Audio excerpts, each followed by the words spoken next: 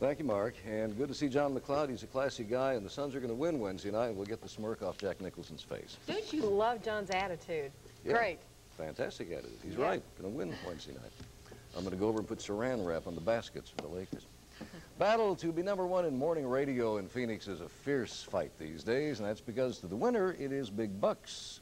Tonight, we're going to take a look at how one radio station is conducting that battle. You've probably seen the commercials by now, with KOY morning man Bill Heywood getting a first-hand taste of how the station's traffic watch works. You know, I'm not too crazy about height. And he also gets a look at the news operation as well. Wait for me! It looks simple when you see it on TV, but putting these commercials together was anything but easy. First, let's start with the idea. Not to disillusion you, but it's really not new.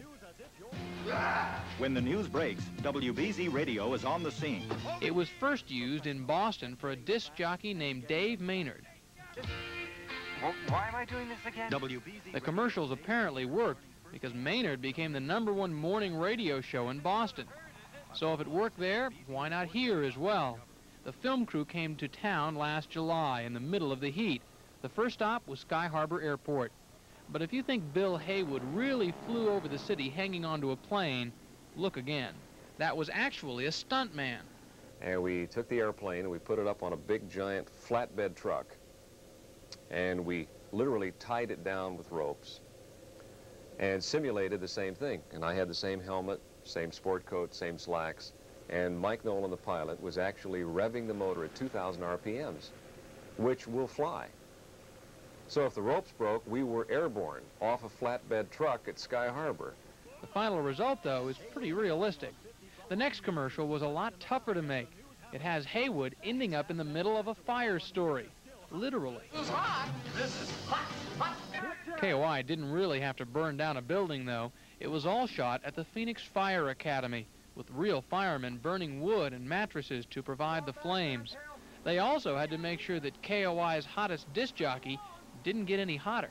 Even though the fire was way behind me and the room next door, between every take, the fire captain would come over and feel my coat to get a temperature reading, because it was possible, and I don't know the terminology, something about combustion, natural combustion. It was possible for that coat at the right temperature at the right time. It could have gone.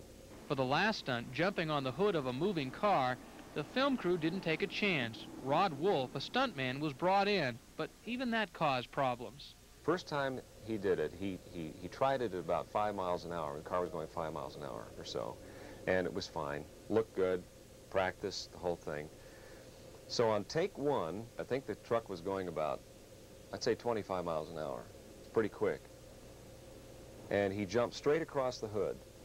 And the hood being slick, and the centrifugal force carried his hip and his body right into the windshield.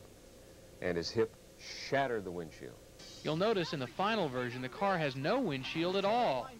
But even with all the problems, another Heywood commercial is probably in the works, which is fine with Bill on one condition. I'm hoping that if we make a decision to do some more, that we do them before July. Again, especially if it involves a fire. Piece of cake. Rick DeBrule, Channel 12, Action News. Of course, Pat's part of the Heywood show in the morning. You're going to catch flack after this report. We're telling all their secrets. You know, he has the doorknobs taken off every door in the station just because of that commercial. Wise move. Well, we're going to be on the Heywood show if we don't say goodnight. We're out of time. Thank you for being with us. Good night.